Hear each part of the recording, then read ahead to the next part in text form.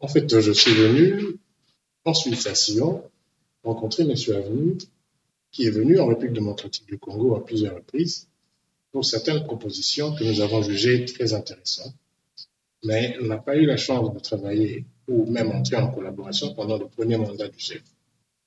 Aujourd'hui, nous sommes à peu près presque vers les élections.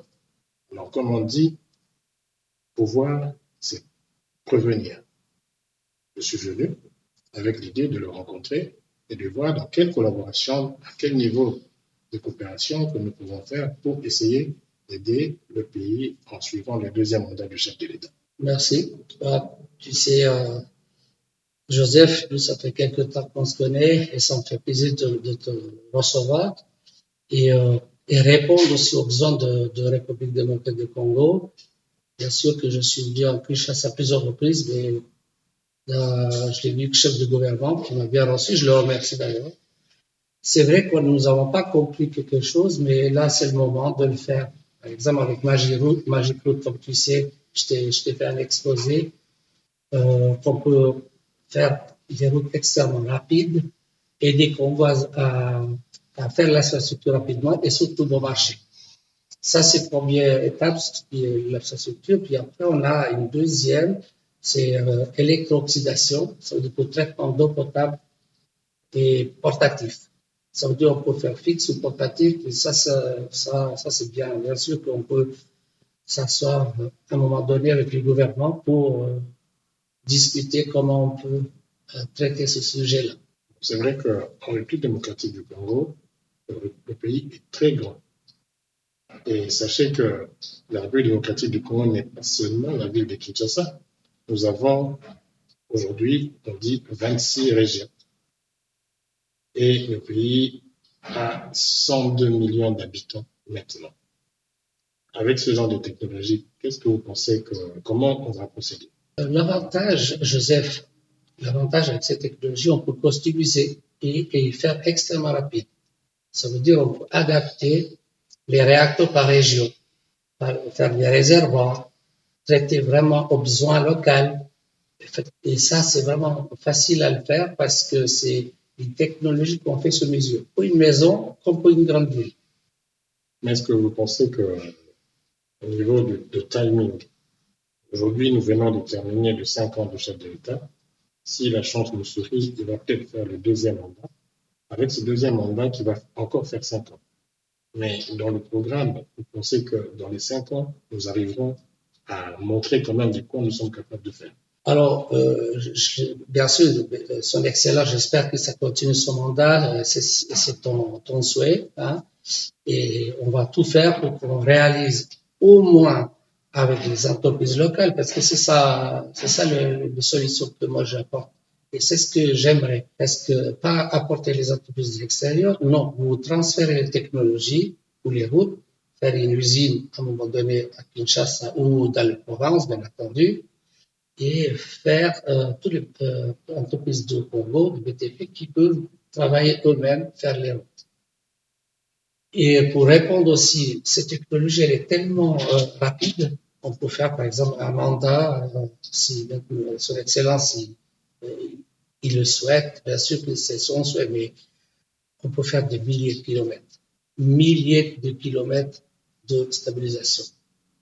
Et par rapport au coût, vous pensez comment est-ce que nous allons faire? Est-ce qu'il y aura des financements? Est-ce qu'il y aura des factures locales? Ou comment nous allons procéder, sachant que le pays est en train de se développer? Moi, je pensais que nous pouvons aussi avoir un apport au niveau financier pour aider le gouvernement, surtout pour ce ministère de l'Infrastructure. Comment est-ce qu'on peut s'organiser? Bon, nous, comme tu sais, nous, on a des financements aussi, enfin, les financiers ou les fonds d'investissement qui nous suivent dans les différents pays.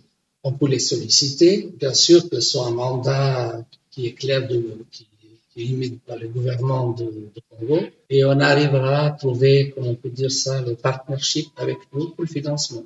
Mais au moment où ce financement sera installé, est-ce que ça va se passer comment? Au niveau du ministère, ou bien il y aura une structure qui sera montée pour faire la gestion de ces finances? Comment vous le pensez? Comment? Non, c'est toujours l'État qui est appliqué là-dedans, parce qu'un PPP, quand on dit private, un PPP, comme tu connais, c'est plus facile parce que l'État, elle a un droit de regard, parce que, par exemple, si on parle de l'eau, elle a le droit de regard parce que la population, elle boit de l'eau, donc c'est l'État qui prend les responsabilités en travers de nos entreprises, parce que nous, on va installer les installations et l'État, elle va gérer. Ok. Lors de votre passage à Kinshasa, vous avez vu le Premier ministre de Samara Congo, mais j'étais absent, ça c'est bien sûr. Mais par rapport aux résultats de cette rencontre, vous pensez qu'il a été correct? Parce que je sais qu'il est lui aussi derrière le projet du chef de l'État. Vu qu'il n'y a pas eu de suite, quels sont les avantages de cette rencontre? Quels sont les désavantages qu'il y a eu, par exemple? Bon, ça c'est sûr que maintenant, quand vous allez voir un chef de l'État, en tout cas chef de gouvernement plutôt, et de ne pas avoir suite, mais je ne pense pas que c'est sa faute. En fait, c'est l'ensemble des acteurs qui ont été autour d'une table qui n'a pas joué, je pense. Hein. C'est pas pour le dédouaner, mais c'est aussi d'être très correct parce que je connais comment on gère un État, j'étais dans la politique.